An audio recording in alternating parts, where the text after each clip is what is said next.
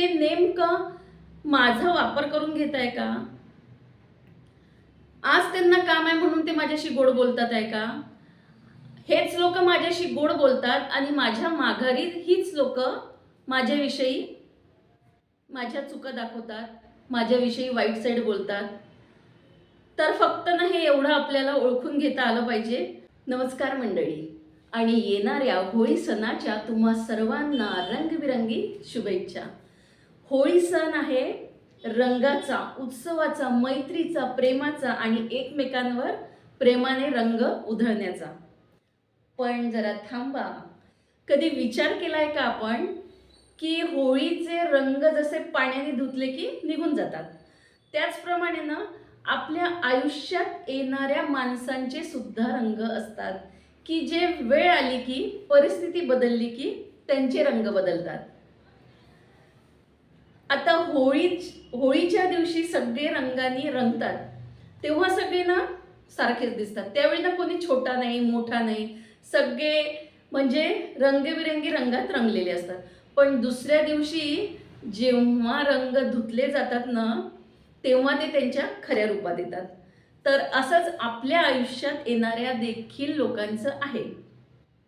आता पहा, तुमच्या आयुष्यात देखील ना असे काही लोक आले असतील म्हणजे काही येतातच, प्रत्येकाच्या आयुष्यात येतातच, की जे काम पडले की तुम्हाला जवळ करतात, तुमची गरज पडली की तुमची हाजी करतात, विनवणी करतात, आणि गरज संपली की तुम्हाला दूर करतात. त्यांचं काम संपलं की मग ते तुम्हाला विचारत देखील नाही. असे सुद्धा लोक आपल्या आयुष्यात असतात की जे वेळोवेळी परिस्थितीनुसार त्यांचे रंग बदलत असतात. तर असंच हे आपलं आयुष्य असते, वेगवेगळ्या रंगांच्या लोकांनी भरलेलं. आता काही लोक जे आहे ना, ते आपल्या आयुष्यामध्ये रंग भरायला येतात. आपलं आयुष्य खूप सुंदर म्हणजे ते रंगवायला येतात.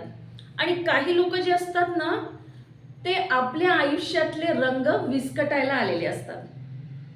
आणि हे होतच राहणार आहे, हे चालतच राहणार आहे. तर ना मग कधी कधी आपल्याला ना काय वाटायला लागते की माझंच चुकलं की काय, मीच त्या व्यक्तीला ओळखू शकलो की नाही, मीच त्यांच्यावर जास्त विश्वास ठेवला, मीच त्याच्यावर जास्त अवलंबून राहिलो. तर ना यामध्ये आपली काही चूक नाही आहे, कारण ना आपण अगदी खरेपणाने वागतो. आपण आपला रंग कधीच बदलत नाही.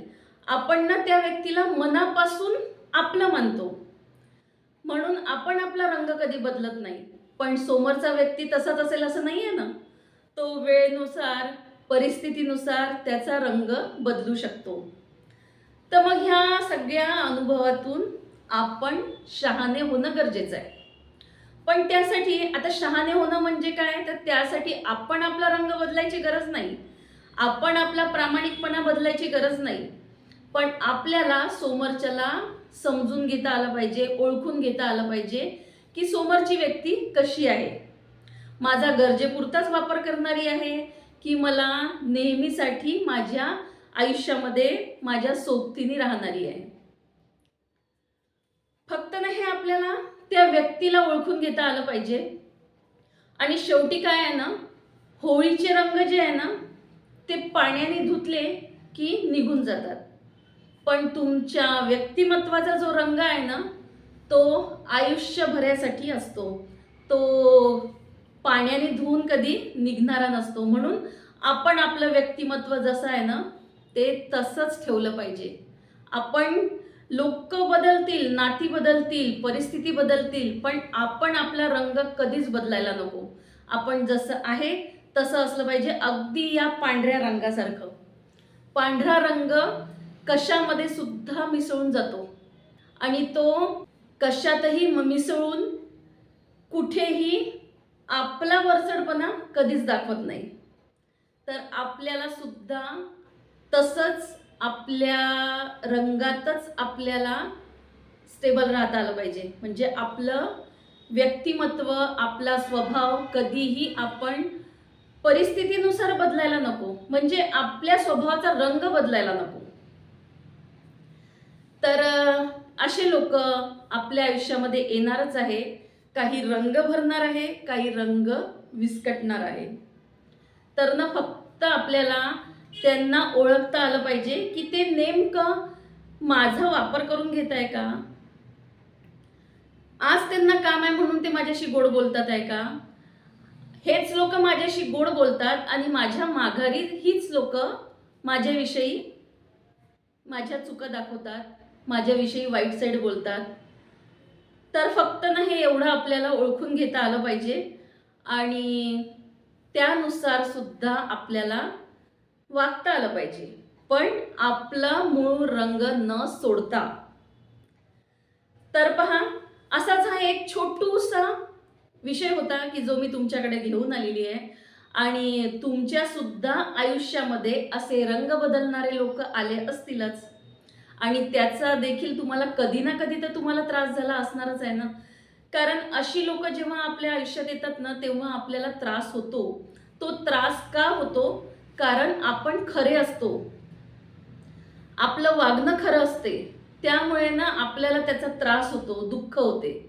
तर तुमच्या आयुष्यामध्ये सुद्धा अशी जर रंग बदलणारी लोक आलेली असतील, तुम्ही सुद्धा याचा अनुभव घेतला असेल, तर तुम्ही तुमचा अनुभव मला कमेंट बॉक्समध्ये सांगू शकता. आणि एकच गोष्ट नेहमीसाठी कायम लक्षात ठेवायची की मी माझा रंग कधीच बदलणार नाही. मी कायम त्याच रंगामध्ये राहील, कारण तो माझ्या व्यक्तिमत्वाचा रंग आहे, जो परिस्थितीनुसार सुद्धा बदलणार नाही. तर धन्यवाद मित्रांनो. असा हा आजचा व्हिडिओ होता आणि व्हिडिओ तुम्हाला जर आवडला असेल तर नक्कीच मला तुम्ही कमेंटद्वारे तुमचं मत, तुमचा अभिप्राय कळवू शकता. धन्यवाद.